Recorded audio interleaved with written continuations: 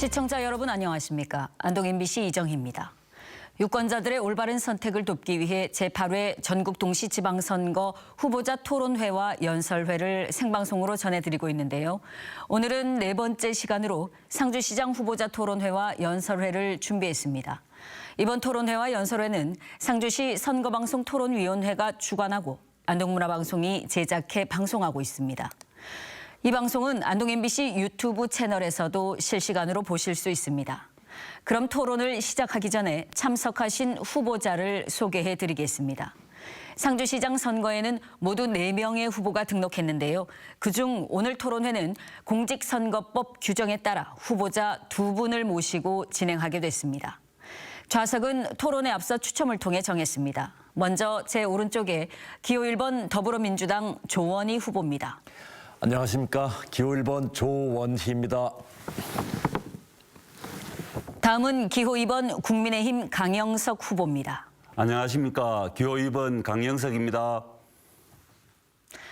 네, 나와주셔서 감사드립니다.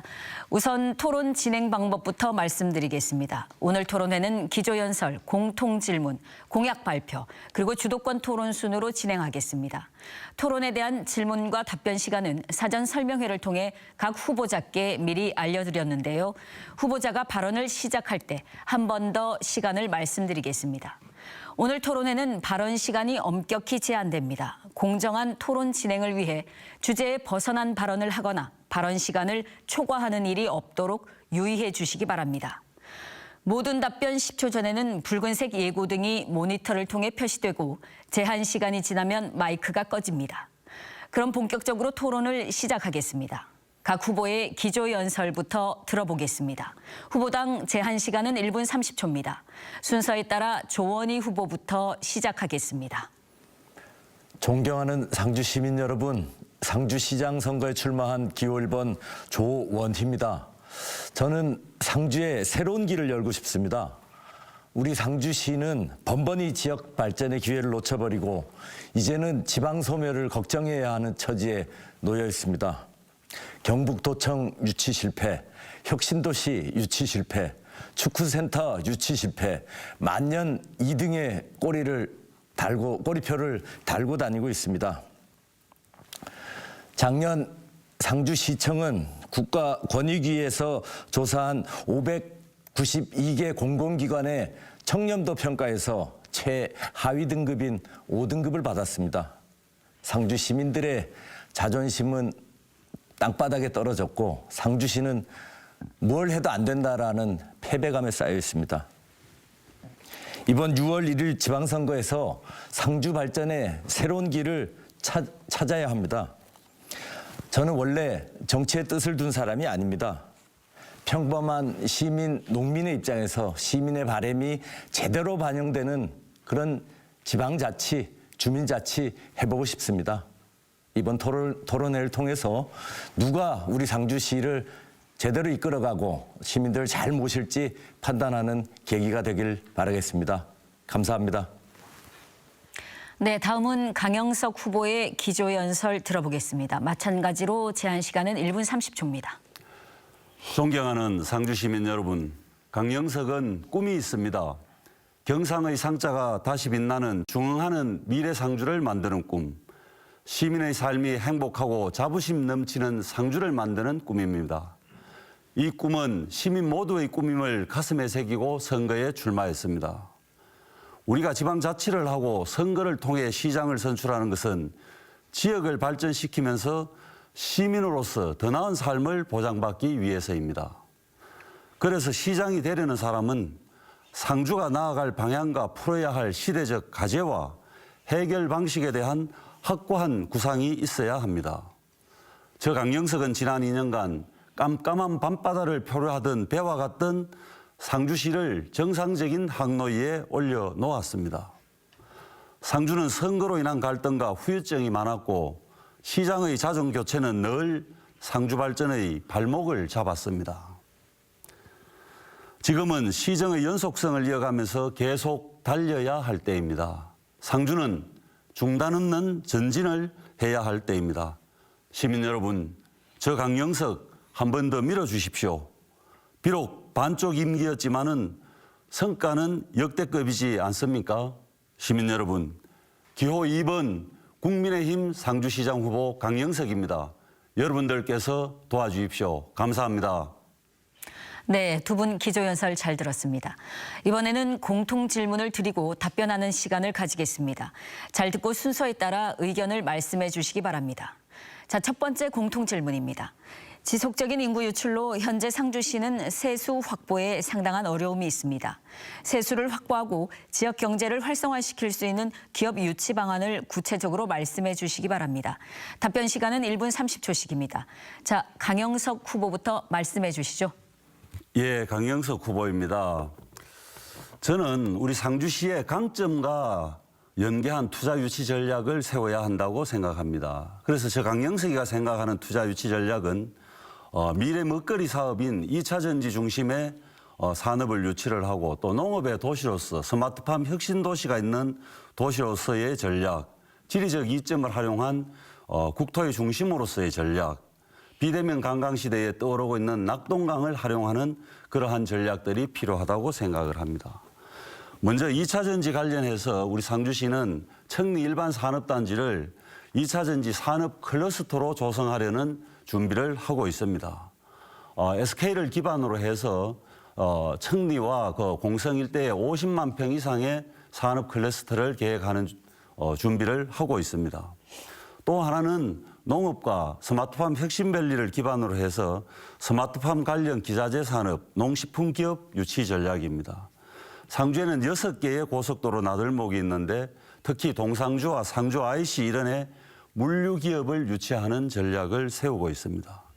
최근에 코로나로 인한 비대면 관광지로 낙동강과 경천섬이 뜨고 있습니다. 우리 상주시에서는 위락시설과 숙박시설을 유치하기 위해서 전력을 투구하고 있습니다. 조만간 호텔과 리조트가 유치될 수 있다고 저는 생각합니다. 이러한 전략으로 투자 유치를 하겠습니다. 네. 다음 조원희 후보 기업 유치 방안 말씀해 주십시오. 마찬가지로 제한 시간 1분 30초입니다. 네, 상주의 재정 자립도는 6.7% 정도인데요. 재정 자립도는 상당히 낮은 편입니다. 그렇지만 요즘은 자립도보다는 재정 자주도를 굉장히 중요한 지표로 보거든요. 그래서 상주가 이제 60%에 70% 정도의 재정 자주도를 가지고 있는데 그 상주시 예산을 한 7천억 정도는 자체적으로 이제 편성할 수 있는 권한이 있다는 얘기입니다. 이 돈을 이제 잘 써서 종잣돈으로 해서 상주에 이제 좋은 기업들이 들어오고 좋은 일자리들이 만들어져서 조금 더 상주가 새로운 발전의 길을 열어갔으면 좋겠고요. 저는 이제 기업을 유치하는 데 있어서 전통적인 방법이 이제 잘 먹히지 않는 시절이 됐다고 봐요. 그래서 수출 기업들이 신재생 에너지를 쓰지 않으면은 요즘에 수출을 못 하게 되고 앞으로 이제 K푸드라든지 그다음에 앞으로 우리 한국 음식들이 이제 세계적으로 이제 각광을 받기 때문에 그런 기업들이 우리 신재생 에너지 기반으로 해서 상주에 들어올 수 있도록 적극적으로 좀 공단을 조성하려고 하고요. 상주에 오려고 해도 인력이 없어서 못 들어옵니다. 그래서 노동부 산하의 한국폴리텍 대학을 상주에다 유치를 하고 그 산업수요에 맞는 인력들을 갖다 충분히 길러내고 폴리텍 대학을 중심으로 해서 산학연의 클러스터가 형성이 될 수 있도록 그렇게 만들어 가도록 하겠습니다. 네, 말씀 잘 들었습니다. 이어서 두 번째 공통 질문을 드리겠습니다. 잘 듣고 순서에 따라서 역시 의견을 말씀해 주시기 바랍니다. 두 번째 공통 질문입니다. 2021년 국가통계 포털에 따르면 상주 지역의 출생아 수가 점차 감소해서 학생 수가 60명 이하인 소규모 학교가 많습니다. 그동안 작은 학교를 살리기 위해 시내 큰 학교 학생들이 주소 변경 없이도 읍면 작은 학교로 전입할 수 있는 자유학구제를 시행했는데요. 그러나 최근 전체 학생 수가 크게 감소하다 보니까 이 시내 학교에서 자유학구제와 작은 학교 살리기 정책을 반대하는 목소리를 내고 있습니다. 자유학구제와 작은 학교 살리기 정책에 대한 후보자의 의견을 말씀해 주십시오. 답변 시간은 1분 30초씩입니다. 이번에는 조원희 후보부터 말씀해 주시죠. 저는 지금 제가 살고 있는 낙동면 승곡리에서 결혼을 하고 세 아이를 낳아서 키우고 있습니다. 저희 아이들이 낙동초등학교를 다녔는데 큰아이가 입학을 할 때는 12명, 둘째 아이는 8명, 막내가 입학할 때는 2명밖에 입학하지 않았습니다. 그래서 2002년도부터 작은 학교 살리기 운동을 시작해서 지금은 그때에 비하면 학생 수가 2배 정도 늘어났습니다. 지금 학교는 지역 공동체의 중심 역할을 하는 곳이거든요. 그래서 작은 학교라고 해서 이렇게 강제적으로 폐교하는 것은 좀 문제가 있다고 봅니다. 적어도 한 개의 면에 한 개의 초등학교, 중학교를 유지하는 정책이 계속해서 펼쳐져야 되는데 그렇게 하려면은 시골의 농촌의 교육이 좀 특화되어서 좀 이루어져야 될 거라고 봅니다.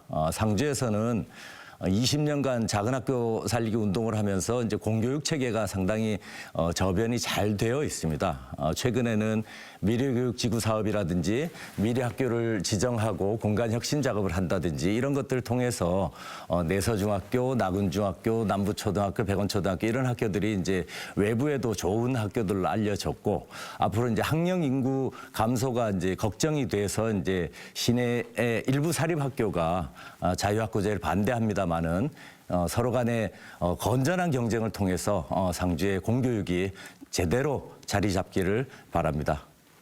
네.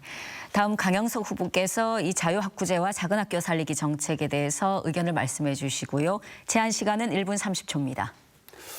예, 저도 조원희 후보 의견에 대체로 동감을 하면서요. 무조건적인 통폐합보다는 시대에 맞는 변화하는 학교 형태가 필요하다고 생각을 합니다.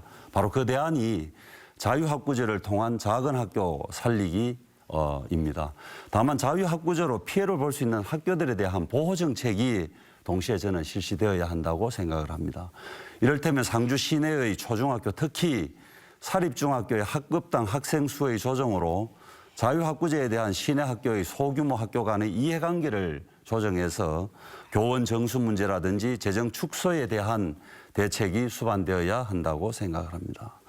또한 작은 학교를 살리기 위해서는 학교 기능의 변화와 혁신 지원으로 소규모 학교 살리기, 이를테면은 학교가 지역의 평생교육을 담당하고 면부 학교의 주제별로 특화되는 그런 교육, 또 면부 학교에 있는 사택시설을 현대화해서 교육 가족들에게 제공하는 이러한 방법들, 또 면부의 학교들이 예체능이나 의학 등의 특성화 교육 중심으로 소규모 학교 살리는 정책이 저는 필요하다고 생각합니다. 이러한 소규모 학교 간 함께하는 교육과정 운영으로 정상 교육과정을 유지를 하고요. 지금 우리 상주시에서 집중적으로 투자를 하고 있습니다만은 마을 학교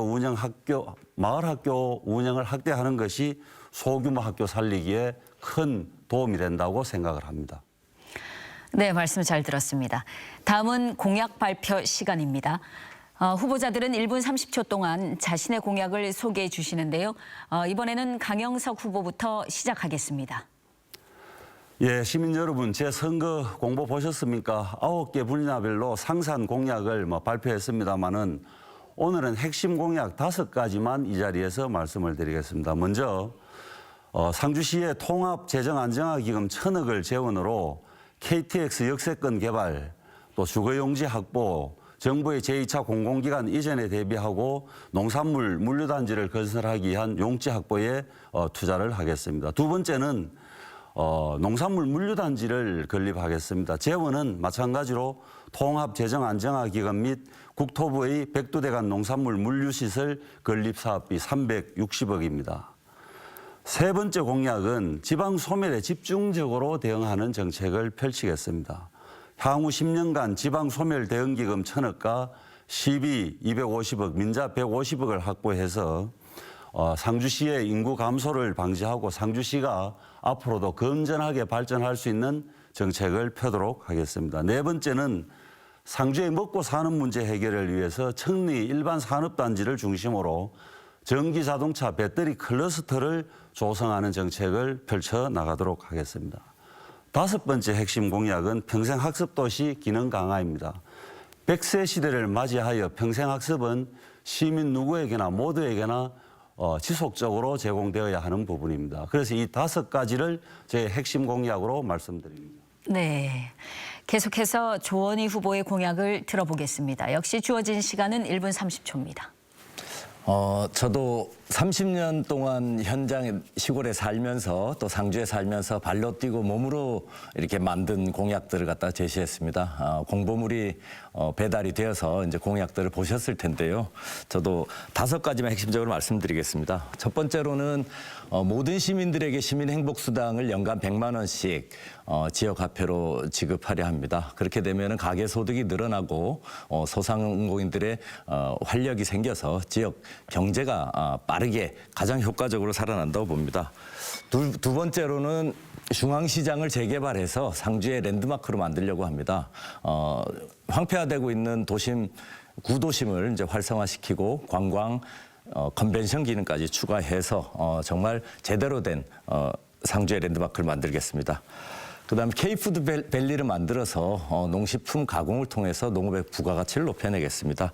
네 번째는 한국 폴리텍 대학을 상주로 유치해서 앞으로 변화되는 산업 인력 수요에 부응할 수 있도록, 그래서 좋은 기업들이 좋은 인력을 찾아서 상주에 들어올 수 있도록 그렇게 만들겠습니다. 5번째로는 경천섬 도남동 일대에 최근 관광객들이 많이 이제 방문하고 계십니다. 이 일대에 체험, 숙박, 음식, 문화가 결합된 질서 있는 아주 품격 있는 관광단지를 만들도록 하겠습니다. 네, 두 분 공약 잘 들었습니다. 이어서 다시 공통 질문을 드리겠습니다. 세 번째 공통 질문입니다. 우리 지역도 다문화 가정이 상당히 많은데요. 학생들 교육, 주민과의 화합 등 다문화 가정이 안정적으로 정착할 수 있는 좋은 방안이 있으면 말씀해 주십시오. 답변 시간은 1분 30초씩입니다. 자, 이번에는 조원희 후보부터 말씀해 주시죠. 최근에 다문화 가정이 많이 늘어서 우리 사회의 중요한 일원으로 자리 잡았습니다. 그렇지만 아쉽게도 우리 마을에도 3집의 다문화 가정이 다 이제 해체되고 이런 과정들을 아프게 지켜봤습니다. 우리 상주시에서는 이제 계림동 성당에서 운영하는 이주민센터, 신봉교회에서 가족지원센터 같은 중간 지원 조직이 운영되고 있어서 초기처럼 많은 어려움이 있지는 않은데요. 많이 개선은 되었습니다. 하지만 여전히 이제 부족한 것이 사실이거든요.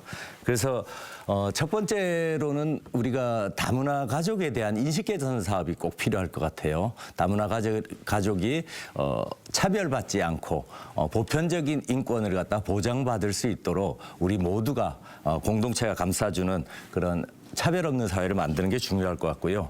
그 다음에는 안정적인 일자리가 좀 필요할 것 같습니다. 소득 격차에 따라서 안정적으로 생활할 수 있도록 그런 토대가 마련돼야 될 것 같고요. 그다음에 다문화 가족에 대한 학력 격차를 줄여줘야 됩니다. 학령기 자녀의 학업 진로 상담을 제공한다거나 다문화 자녀의 이중 언어 능력을 강화하고 결혼 이민자 학습 지원 역량을 또 강화해서 학교 적응을 위한 체계적 지원들을 마련해 나가야 할 것이라고 생각합니다.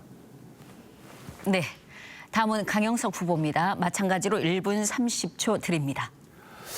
예, 현재 우리 상주시 관내에는 전체 2,855명의 다문화 가족이 있습니다. 저는 뭐 현직 시장으로서 또 차기를 이끌 시장 후보로서 다문화 가족의 안정적인 삶 영위와 긍정적 공존을 위해 지역 사회의 배려와 또 포용적 사회 환경 조성이 필요하다고 생각합니다.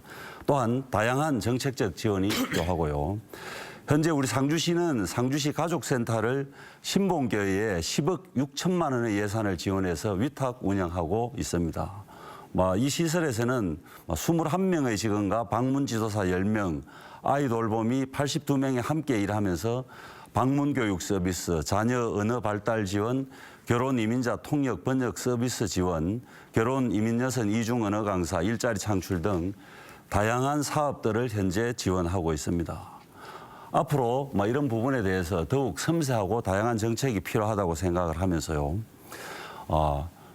우리 지역에서 이들 다문화 가족들을 우리의 일원으로서 우리의 이웃으로서 품어주는 우리 모두의 그런 인식 개선이 저는 정말로 필요하다고 생각을 합니다. 앞으로 우리 다문화 가족들은 점점 더 늘어나고 우리 상주 지역 사회를 떠받치는 그런 시민이 다수의 구성원이 될 수밖에 없습니다. 그래서 우리 시의 다양한 정책적 지원과 함께 시민들의 인식 개선이 꼭 필요하다고 생각을 하고 있습니다. 네, 말씀 잘 들었습니다. 자, 다음은 주도권 토론 순서입니다. 후보자 간의 공약이나 정책을 주제로 해서 질의 답변하는 시간인데요. 각 후보는 순차적으로 토론 주도권을 가지게 되고 주도권을 가진 후보가 다른 후보에게 질문하고 답변을 들을 수 있습니다. 주도권 후보에게 주어지는 토론 시간은 총 4분인데요. 주어진 시간 동안 자유롭게 질문하고 답변을 들을 수 있습니다. 질문과 답변은 각각 1분으로 제한합니다. 먼저 강영석 후보에게 주도권을 드리겠습니다. 제한 시간은 4분입니다. 질문 시작하시죠. 예, 조원희 후보의 핵심 공약 첫 번째이기도 한 공약입니다. 조원희 후보께서 모든 시민에게 지역화폐로 연간 100만 원의 행복수당을 지급하겠다고 공약하셨습니다. 금년 4월 말 기준으로 보면 상주 인구가 대략 95,600명 정도입니다. 만약에 지역화폐로 지급을 한다면은 부대 비용 포함해서 예상 소요 예산이 연간 970억, 크게 한 1,000억 정도 될 것입니다. 금년도 상주시 본 예산이 1조 1,370억 원인데 국도비 고유사업, 사회복지사업 등 목적사업비와 상주시 운영 기본경비를 제외할 시 순수하게 상주시 재량으로 자체 사업에 가용할 수 있는 예산은 1,200억 정도에 불과합니다. 상주시가 재원상 감당할 수 없는 포퓰리즘 공약이라고 저는 생각을 하는데 재원은 어떻게 마련할 것인지 좀 말씀을 해 주시고요. 이러한 현금 지원이 지역의 성장 동력을 질문 시간이 약화시키는 지났고요. 예, 조원희 후보님 질문 이해하셨으리라고 보고 답변 1분 동안 하실 수 있습니다. 네, 감사합니다. 상주시 예산이 이제 추경 예산까지 하면 1조 2천억 정도 이렇게 되죠. 그리고 지금 기금으로 쌓여 있는 돈이 약 3천억 가량 이렇게 됩니다. 기금도 이제 청사 이전 기금이라든지 지방재정 안정화 기금 이렇게 묶여 있는 것이 사실입니다. 근데 이제 시민들께서 생각하시기에는 상주시의 최근 순세계 잉여가 이제 상당히 많이 늘어나고 있고 이제 강영석 시장에 들어서셔서 순세계 잉여 남는 것들 갖다가 이제 예비비로 돌려서 또 이제 집행을 하고 그 부분에 대해서 또 용처를 이제 결정하고 계신데 저는 상주시에 방만하게 집행되는 예산들을 갖다가 아끼고 그다음에 지금 기금을 갖다가 조금씩 활용을 하면서 시민들에게 지급을 한다 그러면 충분히 가능하다 이렇게 생각을 하고 있습니다. 네, 강 후보님 시간이 남았습니다. 조원희 후보가 좀 잘못 이해하고 계시는데요. 기금이 3천억이라고 하는데 일단은 청사 이전 기금이 1,300억 있고요. 재정 안정화 기금이 1,000억 있습니다. 청사 이전 기금은 청사를 짓기 위한 목적 기금이기 때문에 이런 용도로 끌려서 쓸 수가 없고요. 재정 안정화 기금 1,000억 있지만은 이거 100만 원씩 주면 한 무만에 다 소진되는 그런 예산입니다. 그리고 순세계 잉여금 말씀을 하셨는데요. 순세계 잉여금 2021 결산 연도에 1,300억 정도 발생했습니다. 매년 그 정도 발생합니다. 순세계 잉여금은 금년 예산에 이미 677억을 편성해서 사용을 했고요. 또 연초에 재난지원금 300억을 지원을 했고 2회나 3회 추경에 대비해서 지금 411억이 남아 있습니다. 이런 예산 기본 내용에 대해 가지고 이해를 좀 잘 못하고 계시는 것 같습니다. 또 세게 공격을 하시는데요. 지금 이제 아까 제가 말씀드린 것처럼 이제 재정을 갖다 상주시에서 편성을 하는데 스스로 편성할 수 있는 돈이 6천억에서 7천억 가량 됩니다. 이 중에서 10%만 아껴도 실제로 6,700억의 이제 재원이 마련이 되고요.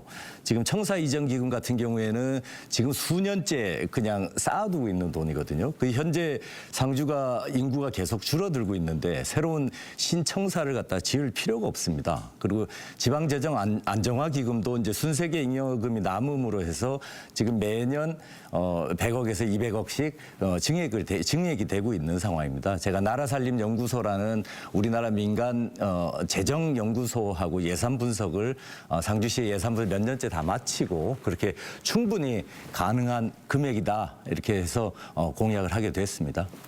자, 재정 안정화 기금이 매년 증액됐다 하는 것은 거짓말이고요. 지금 이해를 잘 못하고 계십니다. 예. 강영석 후보에게 주어진 시간 4분이 지났습니다. 자, 다음은 같은 방식으로 이번에는 조원희 후보에게 주도권을 드립니다. 역시 4분 드립니다. 질문 시작하시죠. 작년 2021년에 수립한 상주 비전 2040 종합발전계획에서 2040년에 상주의 인구를 몇 명으로 이렇게 추산을 하셨는지 아시나요? 아닙니다만은 제가 직무 정지하고 나오기 전에 11만 명으로 추산하고 있는 것으로 알고 있습니다. 최종 보고서에는 9만 7천 명 정도로 계획을 한 걸로 제가 보고서를 봤는데요. 강영석 후보께서는 상주의 도심 면적이 이제 계속해서 이제 커져야 한다고 이제 일관되게 주장해 오셨습니다. 이번 선거에 이제 첫 번째 공약에도 KTX 역세권 개발 12만 평이 있습니다. 대규모 개발공의 선거의 중요한 이슈인데요. 인구 감소 시대에 이렇게 한다 그러면은 도심 공동화를 촉진하고 이제 서문 로타리처럼 중심 상권이 더 이렇게 무너질 가능성이 있는데 이 부분에 대해서 어떻게 생각하시는지 해결 방안이 있으신지 답변 부탁드리겠습니다. 네, 1분 내에 답변하실 수 있습니다. 인구 감소 시대이기는 하지만은 상주는 발전해야 된다는 목표를 가지고 발전하기 위한 노력을 해야 합니다. 제가 KTX 역세권을 개발하고 정부의 제2차 공공기관 이전에 대비하겠다고 했습니다. 조원희 후보도 관심을 가지고 있는 농산물 물류단지를 만들기 위해서는 기본적으로 사용할 수 있는 부지가 있어야 되는 것입니다. 그러한 부지를 마련하겠다는 생각이고요. 민주당 정부에서 제2차 공공기관 이전을 추진하지 않았습니까? 윤석열 정부에서도 산업은행을 부산으로 이전하겠다고 하고 있습니다. 분명히 우리 상주시가 발전하기 위해서는 약간의 위험을 감수하더라도 미래에 대비하는 그런 전략, 미리 준비하는 전략이 필요하고요. 재정안정화기금 1,000억을 적립하고 있는 이유가 상주가 정말 목돈이 필요할 때 성장 동력을 만들기 위해서 적립하고 있다고 저는 그렇게 생각하고 있습니다. 예. 답변 감사합니다. 그런데 2021년에 상주시에서 이제 용역을 한 상주시 인구정책 5개년 계획이나 상주 비전 2040 종합발전 계획에서 공통적으로 전문가들이 압축도시 모델로 가야 된다. 컴팩트 시티로 가야 된다 이렇게 제시를 하고 있습니다. 그런데 이제 전문가 용역과는 또 상주시에서 돈을 들여서 다 한 용역이거든요. 그것과는 정반대의 지금 정책으로 가고 있는 거예요. 그래서 시대의 변화에 역행하는 강 후보님의 이러한 정책이 이후에 상주시에 큰 부담을 줄 것 같습니다. 이러한 위험한 정책을 밀어붙이시는 이유가 저는 궁금하고요. 또 여기에 대해서 답변을 좀 부탁드리겠습니다. 자, 상주 시내를 컴팩트한다 하는 것은 구도심을 도시 재생이라든지 이런 걸 통해 가지고 도시 기능을 새롭게 변화시키는 것이고요. 미래 사회에 대비하기 위해서는 새로운 산업을 유치하고 상주의 새로운 성장 동력을 만들어야 할 것입니다. 농산물 물류단지를 그러면은 상주 중앙시장에다가 만들겠다는 생각입니까? 정부가 제2차 공공기관 이전을 하면은 공공기관을 그렇다고 해가지고 서문 노타리에다가 만들 것입니까? 그러한 새로운 성장 동력을 받아들이려고 하면은 분명히 새로운 부지 용지가 있어야 하는 것입니다. 그리고 인구 지방이 여러 가지 위축되는 그런 시기이지만은 모두가 다 위축되는 것은 아닙니다. 위축되는 곳이 많더라도 동시에 어느 곳은 발전하는 것입니다. 우리 상주시는 앞으로 더 발전해야 된다는 그런 목표를 가지고 있는 것이고요. 상주의 자랑스러운 오랜 역사에 비교해 본다면은 상주가 어려운 시기를 지금 맞고 있습니다만은 다시 중흥하는 미래 역사를 만드는 시간이 것입니다. 지났고요. 예, 시간이 조금 지금 남았습니다. 서문 로타리 상권처럼 터미널 주변의 상권도 그렇게 주저앉을까 걱정이 되어서 드리는 말씀입니다. 예. 네, 주도권 시간 4분이 지났습니다. 질문을 다 하지 못한 부분은 뒤에 또 주도권 토론 시간이 있으니까요. 그때 질문해 주시기 바랍니다. 다시 공통 질문으로 넘어가겠습니다. 잘 듣고 순서에 따라서 의견을 말씀해 주시기 바랍니다. 네 번째 공통 질문입니다. 상주시는 낙동강 주변에 많은 천연 자원과 관광시설이 조성돼 있습니다. 그럼에도 관광객 유치를 통한 부가가치 산업 창출이 저조한 편입니다. 지역 자원을 활용한 관광객 유치 활성화 방안에 대해 구체적으로 말씀해 주십시오. 답변 시간은 1분 30초씩 드리겠습니다. 이번에는 조원희 후보부터 답변해 주시죠. 지금 코로나19라는 변수가 생기고 그걸 기점으로 해서 지금 관광시장에 새로운 트렌드가 형성되고 있습니다. 국내 캠핑 인구가 급증을 했고 700만 명이 넘고요. 캠핑 산업이 현재 4조 원을 뛰어넘습니다. 우리 상주에는 낙동강 주변을 중심으로 해서 1조 2천억이 넘는 예산들을 투여해서 좋은 인프라를 갖춰놨지만은 또 그걸 통해서 이제 최근에 방문객들이 굉장히 많이 늘어나고 있지만은 상주에 미치는 경제적 파급 효과는 상당히 부족한 것 같습니다. 그래서 앞으로 숙박, 음식, 체험, 액티비티 같은 그 연계 관광 인프라가 부족해서 지금 그런 부분들이 채워지지 못하고 있는데요. 경천섬을 끼고 있는 도남동 일도를 문화예술 콘텐츠가 결합된 품격 있는 관광지구로 조성하고 상주 시내와 연계 관광이 가능하도록 교통 인프라도 구축해 나가겠습니다.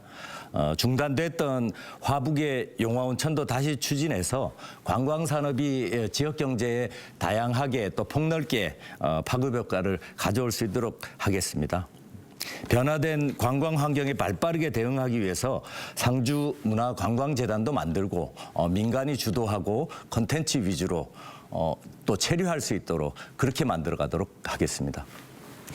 네, 다음은 강영석 후보인데요.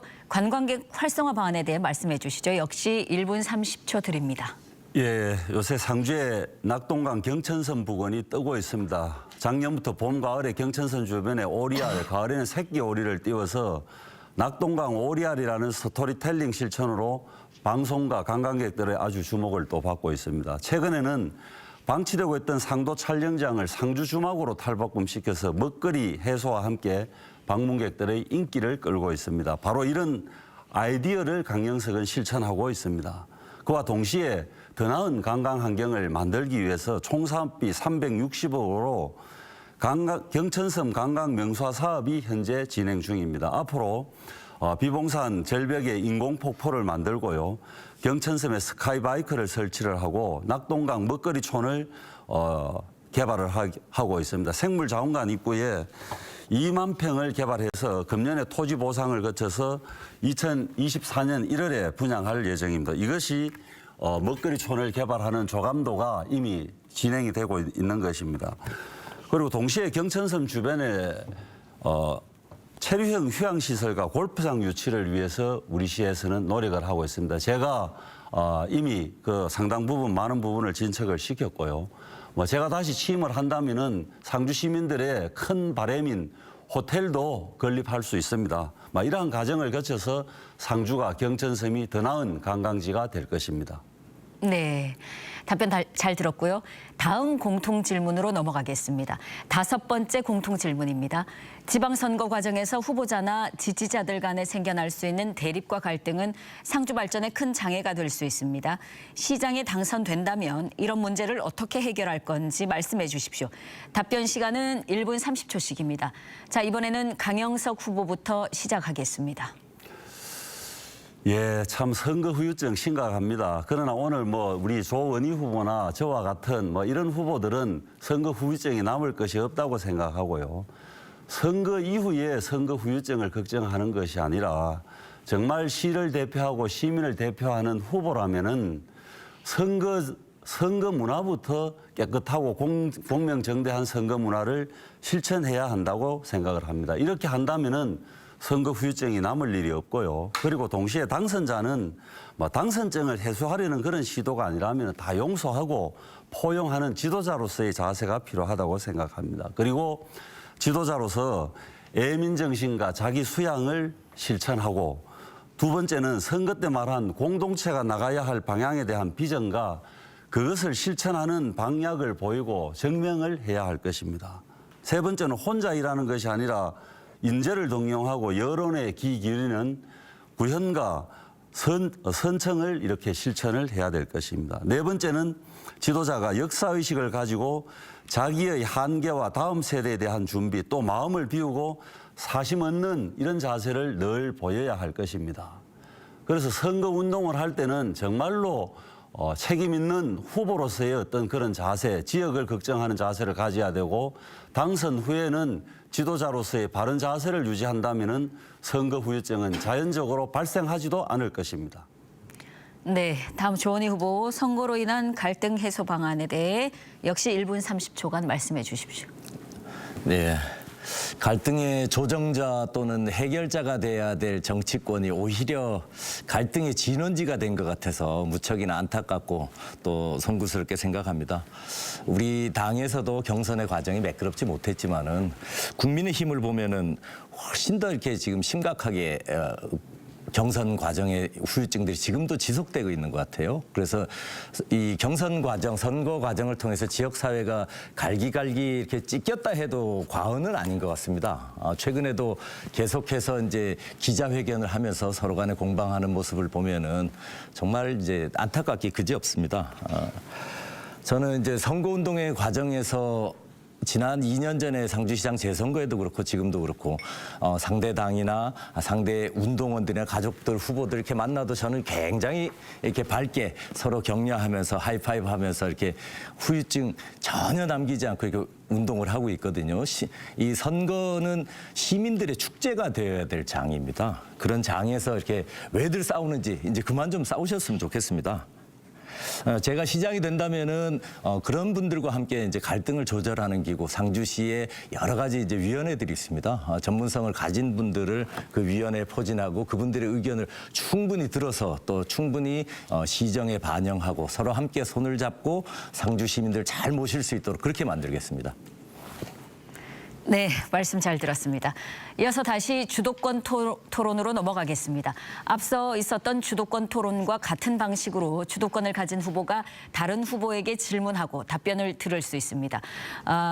그 주도권 후보에게 주어지는 시간은 역시 4분인데요. 주어진 시간 동안 자유롭게 질문하고 답변을 듣도록 하겠습니다. 질문과 답변은 각각 1분으로 제한합니다. 이번에는 조원희 후보에게 먼저 주도권을 드립니다. 자, 질문 시작하시죠. 강영석 후보께서 상주시의 사회복지 예산 비중이 전국 평균 34%의 절반도 안 되는 16.5%에 그치고 있다는 사실을 아시는지 모르겠습니다. 그러다 보니까 이제 시민들의 삶의 질 만족도가 매우 낮아요. 그래서 이런 상황에서 상주 시민들, 특히 이제 여성과 청년들이 살아가기에 매우 불편한 상황이 됐습니다. 그러다 보니까 청년 인구 비중도 16.5%로 전국 꼴찌 수준이에요. 그래서 저는 이걸 갖다가 지금까지 우리가 1995년도에 지방자치제가 시행된 이후로 한 번도 이렇게 정권이 바뀌질 않고 그러다 보니까 정책도 바뀌지 않고 그래서 지역의 미래가 점점 어두워지지 않았나 이렇게 생각을 합니다. 그래서 상주시의 주민들 복지를 위한 강 후보의 의견을 좀 여쭙고 싶습니다. 예, 조원희 후보께서 사회복지 분야 예산이 16.5%로 매우 낮다고 말씀을 하셨습니다. 그러나 상주시 전체 예산으로 보면은 기능별로 분류했을 때 사회복지 분야 예산이 가장 많이 지출되고 있는 것 또한 사실입니다.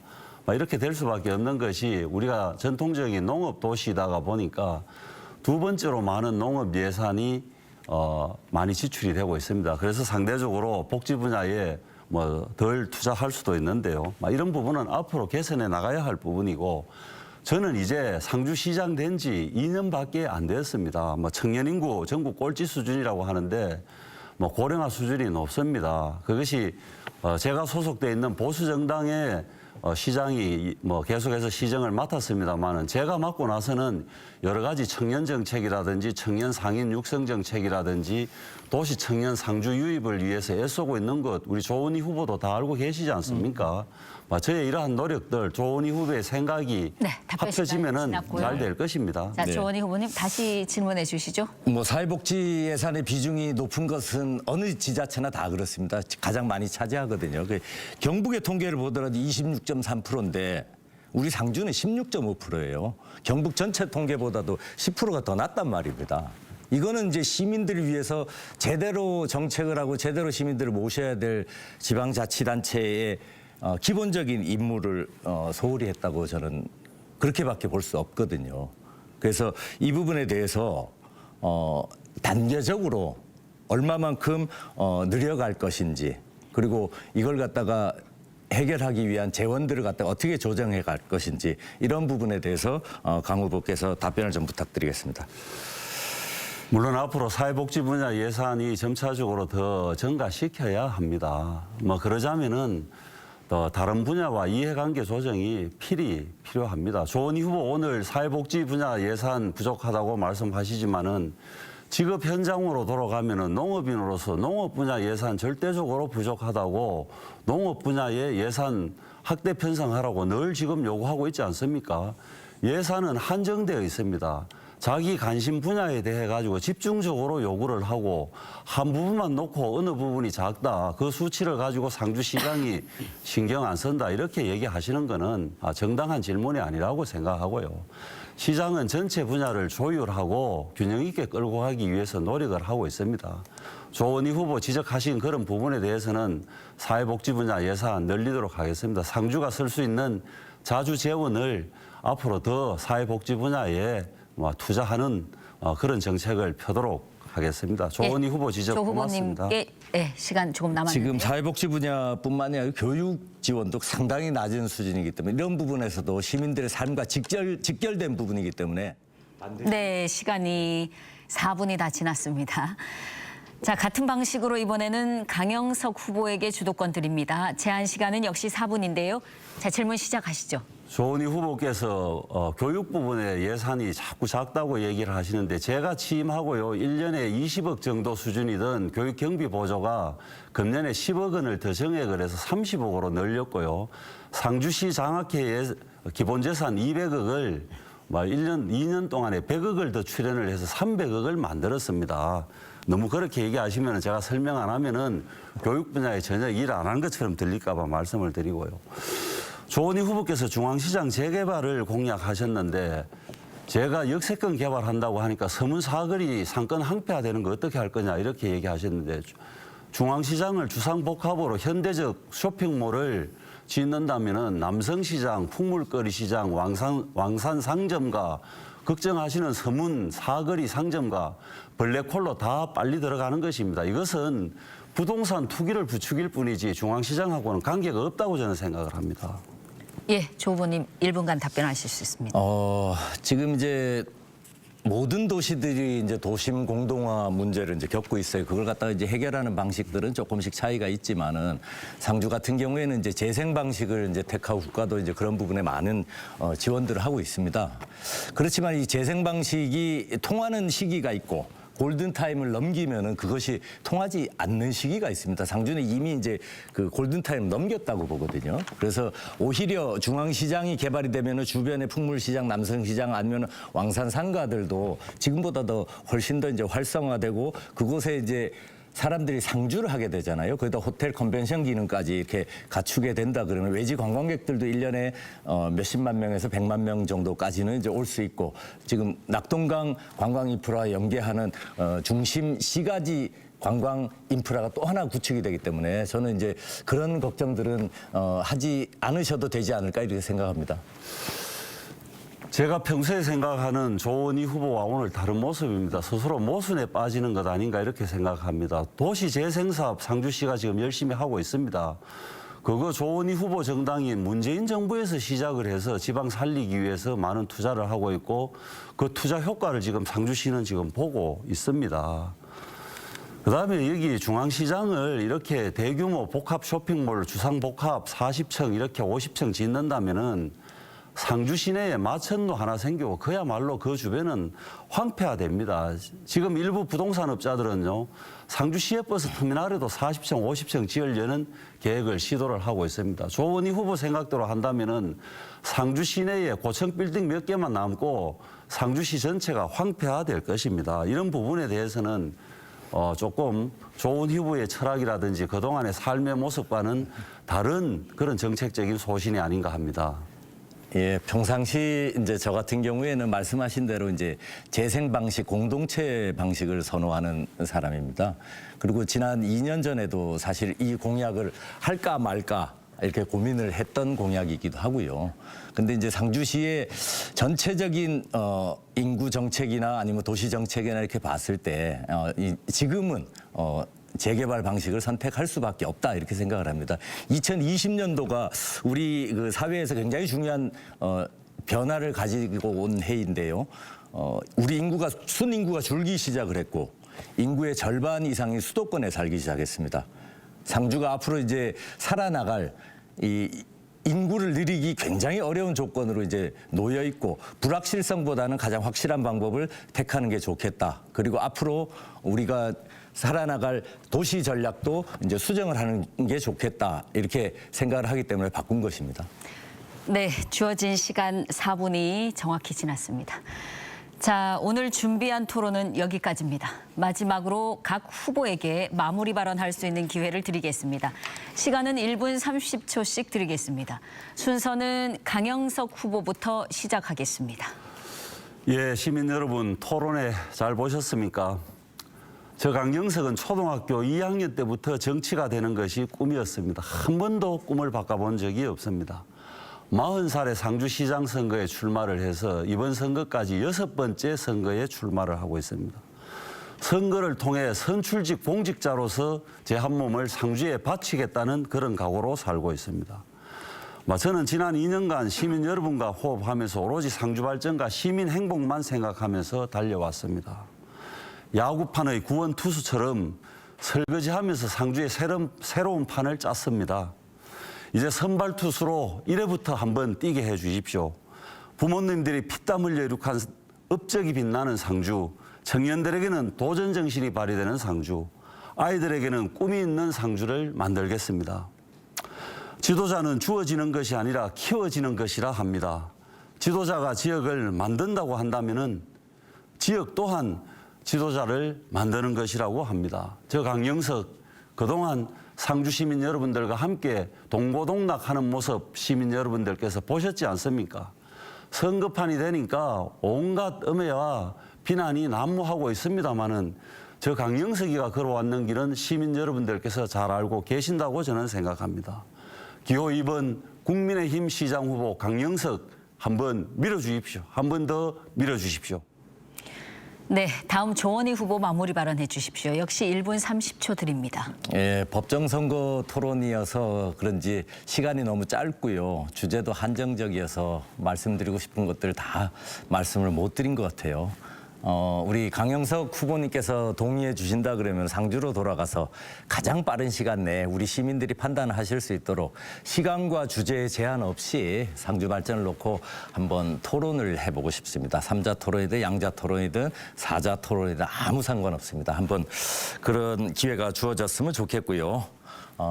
존경하는 상주 시민 여러분, 토론 잘 보셨습니까? 정치는 어려운 게 아닙니다.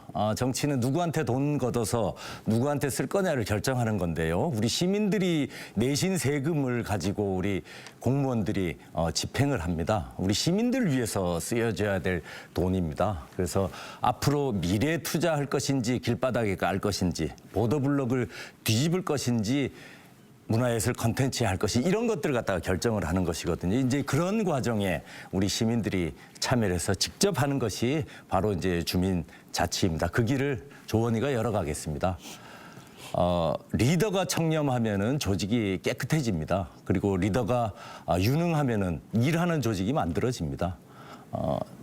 1조 2천억의 예산과 1,400명의 공무원들 저 조원희에게 맡겨주시면 상주 변화 확실하게 보여드리겠습니다. 6월 1일 조원희입니다.